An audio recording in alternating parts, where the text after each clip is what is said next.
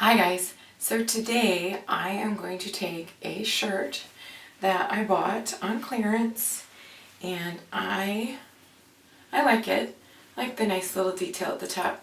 But these sleeves, you can tell there's a seam here and this isn't really big enough. I'll show it to you. Okay, so see here, it's not really that big. I don't really like it. It has a nice seam here, but this is supposed to be bigger, so I'm going to make it bigger. So what I'm going to do is I'm actually going to cut a slit down the top part here, but I can't leave those raw edges to fray, so I'm going to take this piping edge at the bottom and sew it on those seams. And I will show you how to do this. Well, a friend of mine said that you cannot say anything's easy because just because it's easy for me doesn't mean that it's easy for you. So it's not hard. Okay, so what I'm going to do is lay my scissors aside for right now and I'm going to seam rip this edge here. Okay, so I have this done, seam ripped all the way off, and my edges have a tendency to curl. And these aren't going to fray very much, but it'll stretch and get baggy. So you do want to put a hem on this. And then I seam ripped it off. And then if you can tell here, it was not all on the end. It's part of the seam there. So I'm going to have to just cut this and try and cut it as straight as possible so that when you come back to hem it, you don't have this big gap. But you will have some, and this is a big knot. There we go. Okay, so now I have my trim that I want to use. I'm going to cut this spot off because it's not usable here on either side of this little knot. So, and also what I'm going to do is I'm going to take these and I'm going to fold them in half like this and match them up, and then I'm going to cut this in half as well. The reason I'm doing that is because I only have half for each sleeve and I don't want to use more on one side than I do on the other. So I have two pieces now, and this is the material that I have to work with. Okay, so now I'm back here again. This is the length I had to work with. I'm going to set one aside, and I have my sleeve here. This is that seam I showed you. And then I'm going to take this, and this is the slit that I can cut into the sleeves. This is as much as I can do. I don't want to go the full length. I want to leave some extra because as you sew this, it will stretch and pull, and you just don't want to come up short. So I'm going to take my handy piece of soap as always and mark that right there. And since I have a nice crease, I can see that line that's going to be right on the top. That's where I want to cut it. If you don't have a crease in it, then you can always iron one in. And I'm just going to take my scissors. I know this is the scary part. And just to be sure, I'm going to kind of stop short even of my short line. Okay, now I have my nice little slit in there. And we're going to sew this onto the sewing machine. Notice on this, I have this fold and then it folds in there, and that's how I want to keep it when I sew it. So I'm going to take it and take that raw edge and wrap it in there.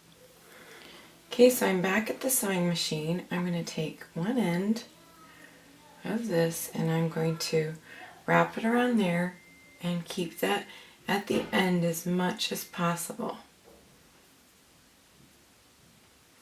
Just like that, sticking that raw edge inside there and folding this around it. I'm going to stick it in the machine. It doesn't need a very tight stitch because it's just holding trim on. So put that down on there. Try not to stretch it. This material is very stretchy, so I'm going to have to be really careful. If you have other materials that's not stretchy, it will be a lot easier. So I'm going to go ahead and sew this and I'll come back. Okay, now I'm back and I'm up at the top. You can see the little, this is the corner here. And I'm just going to slide that end in and kind of straighten it out until I turn the corner. So this will kind of make it not so much of a steep angle, but hopefully it will keep it from fraying and it'll kind of open it up a little bit. And as I'm sewing, I'm always sticking that edge inside and folding this over on top of it. So a little bit more to make sure I got past that apex there. And I'm done. I'm going to just sew the rest of this down.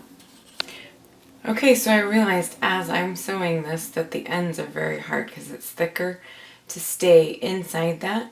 So when you get down to the other end, if you have this thick seam, you need to stop about an inch before, get it set under the machine the other way, and then finish sewing, because otherwise it just will not stay on. I tried 3 or 4 times. You can see my seam ripper here and all the threads. I have the 2 sleeves put up against each other. The one side that's done, the one side that's not.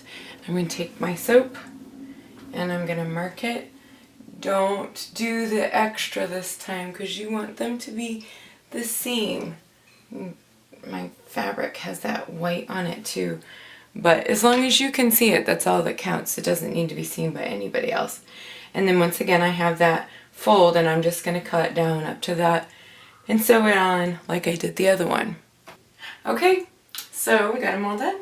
New fun detail on the sleeves. No longer like it was. I can't even get it how it was before.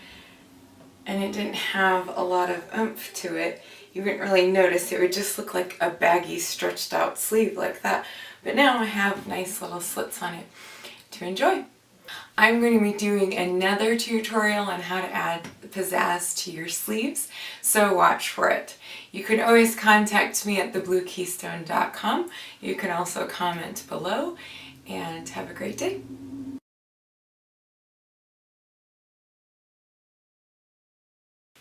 Ah, I forgot.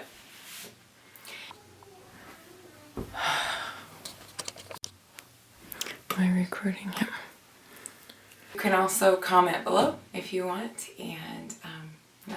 I'm actually going to, oh wait, I was supposed to say that over there. Okay, I better be recording. I am recording. Ouch. Of excess? No, actually, I'm really off there. Hang on.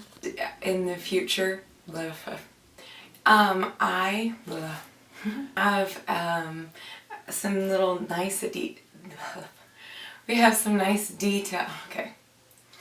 Thebluekeystone.com is my website.